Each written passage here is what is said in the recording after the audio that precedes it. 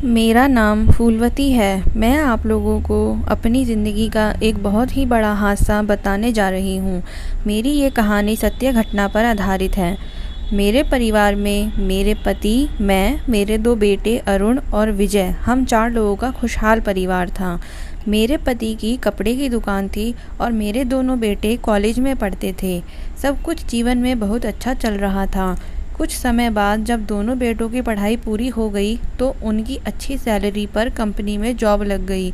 मैं और मेरे पति खुश थे कि अरुण और विजय अच्छी कंपनी में काम कर रहे हैं। अब बस अगर कुछ रह गया था तो दोनों बेटों की शादी। कुछ समय बाद हमने दोनों बेटों की एक साथ शादी भी कर दी और दोनों बहू घर आ गई। चारों तरफ खुशियां ही खुशियां थी। दोनों बहू पढ़ी लिखी और सुंदर थी। सब कुछ बहुत अच्छा चल रहा था। दोनों बहुएं और दोनों बेटे मेरा और मेरे पति का बहुत ध्यान रखते और बहुत आदर करते थे। परंतु अब मेरे पति की तबीयत खराब रहने लगी क्योंकि हमारी अब उम्र हो रही थी और मेरे पैरों में भी गठिया बाई की शिकायत रहने लगी। इधर बार बार तबीयत खराब रहने के कारण मैंने और मेरे बच्चों ने सत्य प्रकाश जी का दुकान पर जाना बंद करवा दिया, क्योंकि बच्चे भी कहने लगे कि पापा आप चिंता मत करो, हम सब संभाल लेंगे। हम कमा तो रहे हैं, फिर चिंता किस बात की। आपने बहुत मेहनत कर ली, अब आप घर पर रहकर आराम करो। मैं और मेरे पति बच्चों की बात सुनकर खुश हो गए कि चलो हमारे बच्चे बहुत समझदार और अच्छे हैं। ऐसे ही दिन गुजर रहे थे। एक दिन अचानक मेरे पति की तबीयत बहुत ज़्यादा बिगड़ गई और हार्ट अटैक पड़ने से उनकी मौत हो गई। पूरे घर में शोक का माहौल था। रिश्तेदार का भी आना जाना लगा हुआ था। सब आते और दोनों बेटों और बहुओं को मेरा ध्यान रखने के लिए समझाकर चले जाते। समय पंख लगाकर उड़ने लगा। एक दिन दोनों बेटे मेरे पास आए और बोले कि माँ, हमने एक घर देखा है, हमारे घर से बड़ा है, तो हम सोच रहे हैं इस घर को बेचकर बड़ा घर खरीद लें, क्योंकि अब इसमें गुजारा नहीं हो पाता। मेरे पति ने घर मेरे ही नाम पर कर रखा था, इसीलिए अरुण और विजय घर बेचने के लिए मुझसे पूछने आए। परंतु मैंने घर बेचने के लिए मना कर दिया था। कहा कि बहुत मेहनत से तुम्हारे पापा ने इस घर को बनाया है। इस घर से हमारी बहुत सारी यादें जुड़ी हुई हैं और फिर पुश्तैनी मकान बेचना भी नहीं चाहिए। तुम लोगों को बड़ा मकान खरीदना है तो थोड़ा और रुपया जोड़कर खरीद लो। और फिर मैंने उन्हें समझाया कि ये घर भी तुम लोगों का ही है, पुश्तैनी मकान बेचा नहीं करते। ज़मीन जायदाद बढ़ती हुई अच्छी रहती है। लेकिन शायद मेरी बातें बच्चों को समझ में नहीं आई। अब धीरे धीरे मेरे प्रति सबका व्यवहार बदलने लगा। अब तो दोनों बेटे दोनों बहुएं अपनी मनमानी करने लगे। बच्चों ने मेरे साथ कलेश करना शुरू कर दिया। मकान बेचने के लिए दिन प्रतिदिन सबका व्यवहार मेरे प्रति बिगड़ता ही जा रहा था और इन सब कलेशों की वजह से मेरी तबीयत और ज़्यादा ख़राब रहने लगी। और फिर अब दोनों बहुएं भी आपस में लड़ने लगीं। घर का बिगड़ता माहौल देखकर मैंने एक दिन अरुण और विजय को अपने पास बुलाया और कहा कि अगर तुम लोग इस मकान को बेचकर बड़ा घर लेना चाहते हो तो ठीक है, ले लो, क्योंकि अगर तुम लोग यहाँ खुश नहीं हो तो इस मकान का क्या फ़ायदा। मैं तुम लोगों को खुश देखना चाहती हूँ। तुम लोग प्यार से एक साथ रहो, यही चाहती हूँ। घर में कोई कलेश नहीं होना चाहिए। और इस तरह मैंने मकान बेचने की अनुमति दे दी। परंतु उस रात मैं बहुत रोई कि सत्य प्रकाश जी, मैं आपकी मेहनत की कमाई, आपकी आखिरी निशानी को नहीं बचा पाई। पर मेरा ये फ़ैसला गलत निकला। मुझे अपने बच्चों को मकान बेचने की अनुमति नहीं देनी चाहिए थी, क्योंकि मकान बेचने के बाद जो मेरे साथ हुआ वो विश्वास योग्य नहीं था। मैंने सपने में भी नहीं सोचा था कि एक दिन मेरे ही बच्चे मेरे साथ ऐसा करेंगे। मेरे बच्चों ने मुझे धोखा दे दिया। उन्होंने ये मकान बेचकर कोई बड़ा मकान तो नहीं लिया, पर हाँ, अरुण विजय ने अपने अपने लिए अलग अलग मकान खरीद लिए और मेरे हाथ में एक भी रुपया नहीं दिया। मैंने उनसे अलग अलग मकान लेने की वजह से कहा सुनी करी, परंतु उन्होंने मेरी बातों का कोई जवाब नहीं दिया और बातों को नज़रअंदाज कर दिया। अब तो कुछ नहीं हो सकता था, सो मैं चुपचाप बड़े बेटे के साथ रहने लगी। और फिर मैं बीमार भी रहती थी। आखिर कितना लड़ती, तो मैंने चुपचाप अपना ही मुंह सील लिया। पर कुछ समय बाद बड़ी बहू ने झगड़ा शुरू कर दिया कि मैं इस बुढ़िया के साथ नहीं रहूँगी। इतना रुपया तो इसकी बीमारी में ही लग जाता है, कैसे घर का खर्च चलाऊँगी, और ना ही मैं अब इस बुढ़िया की और सेवा कर सकती हूँ। बहू की जली कटी बातें सुनकर मैंने अरुण से बात करी, परंतु अरुण तो अपनी बीवी के इशारों पर चलने लगा था। अरुण कहने लगा कि माँ, मैं इतना नहीं कमाता कि घर का खर्चा और तुम्हारी बीमारी का खर्चा उठा सकूं। मैं जो भी कमाता हूँ सब घर में और बीमारी में खर्च हो जाता है, एक भी पैसा नहीं बचा पाते, और फिर मैं भी कब तक घर के कलेश देखता रहूं। एक काम करो, तुम कुछ दिनों के लिए विजय के पास चली जाओ, तब तक मेरा हाथ संभल जाएगा और जब तक मैं अपनी बीवी को भी समझा दूंगा।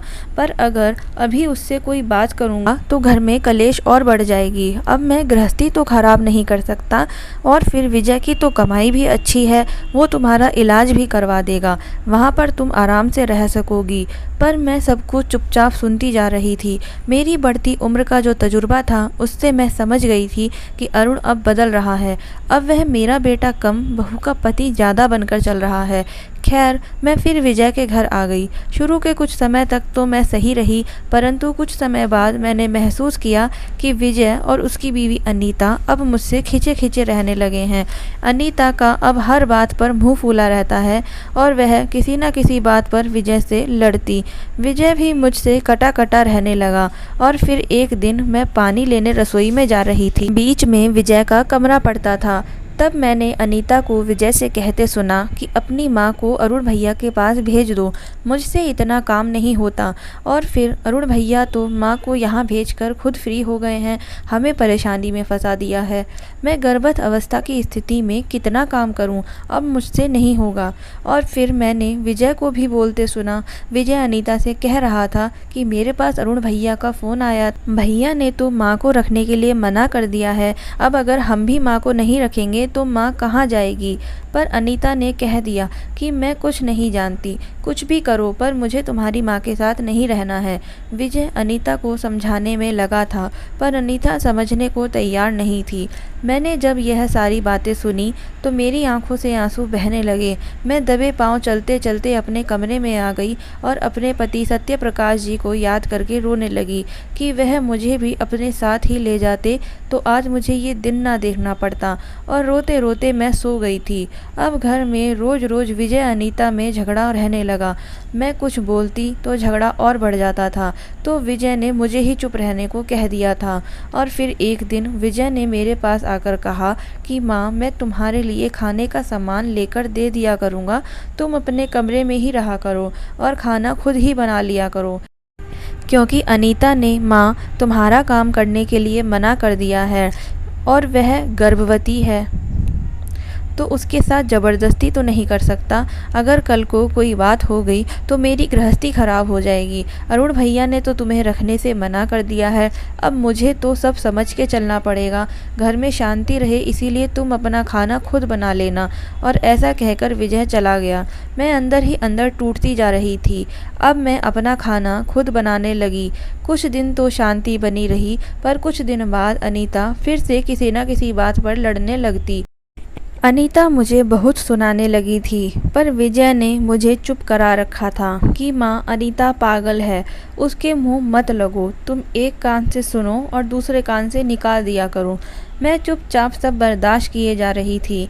एक दिन तो हद ही हो गई।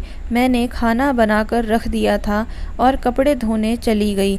जब मैं कपड़े धोकर अपने कमरे में आने लगी तो मैंने देखा कि अनीता लैट्रिन की सीट में से पानी निकाल रही थी। मैं चुपचाप एक तरफ खड़ी हो गई और सोचने लगी कि यह लैट्रिन की सीट में से पानी क्यों निकाल रही है। इतना गंदा वाला काम करते देख मेरा जी मिचलाने लगा था, पर मैं चुपचाप देख रही थी। और फिर मैंने देखा कि अनीता ने जो लैट्रिन की सीट में से पानी निकाला था वह पानी लेकर वो मेरे कमरे की तरफ जा रही थी। और फिर जो मैंने देखा उसे देखकर मेरे पैरों तले ज़मीन ही निकल गई, क्योंकि जो पानी अनीता ने लैट्रिन की सीट में से निकाला था वो मेरी बनाई हुई सब्जी में मिला दिया था। अब तो मेरे सहने की जो क्षमता थी वहीं ख़त्म हो गई थी, क्योंकि अनीता को ऐसा घिनौना काम करते देख मेरा जी घबराने लगा था। बस दिमाग में यही चल रहा था कि आज तक अनीता मेरे खाने में लैट्रिन की सीट का पानी मिला रही थी और मैं वही खाना खा रही थी। मैं सोच रही थी कि अनीता मुझे घर से निकालने के लिए इस हद तक गिर गई, आगे ना जाने क्या क्या करेगी। और फिर मैंने उस दिन सोच लिया था कि अब मैं ना तो यहाँ रहूँगी और ना ही अरुण के पास जाऊँगी, क्योंकि कोई भी बेटा मुझे रखने को तैयार नहीं था। उस दिन मैंने किसी से भी कुछ नहीं कहा और मैं चुपचाप घर से निकल गई। घर से निकलकर मुझे समझ में नहीं आ रहा था मैं कहाँ जाऊँ। मैं सड़कों पर ऐसे ही भटक रही थी, क्योंकि मुझे समझ में नहीं आ रहा था मैं कहाँ पर जाऊँ। तब मुझे एक लड़का मिला और उसने मेरी मदद की और वह मुझे वृंदावन ले आया और मैं वृंदावन गुरुजी के आश्रम में रहने आ गई। और कुछ समय बाद मेरे बेटे विजय को किसी के द्वारा पता चल गया कि मैं आश्रम में रह रही हूँ। तब वो मुझसे वहाँ मिलने आया और कहने लगा कि माँ, तुम यहाँ चली आई हो, मुझे बताया भी नहीं, तुम यहाँ ठीक तो हो ना। और फिर वो मुझसे बोला कि माँ, मैं आपको घर पर भी नहीं ले जा सकता, घर पर अनीता इतना क्लेश करती है।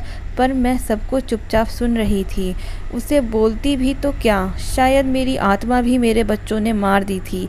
फिर वो चलने लगा और जाते जाते मुझे कुछ रुपए देकर जाने लगा कि तुम्हारे कुछ काम आएंगे, ये रुपए ले लो माँ, और बीच बीच में मैं आता रहूँगा तुमसे मिलने। पर मैं जानती थी कि वो अब कभी नहीं आएगा और ना ही मैंने उससे रुपए लिए और चुपचाप आश्रम में मैं वापस आ गई, क्योंकि मुझे बच्चों से रुपए नहीं, उनका साथ चाहिए था।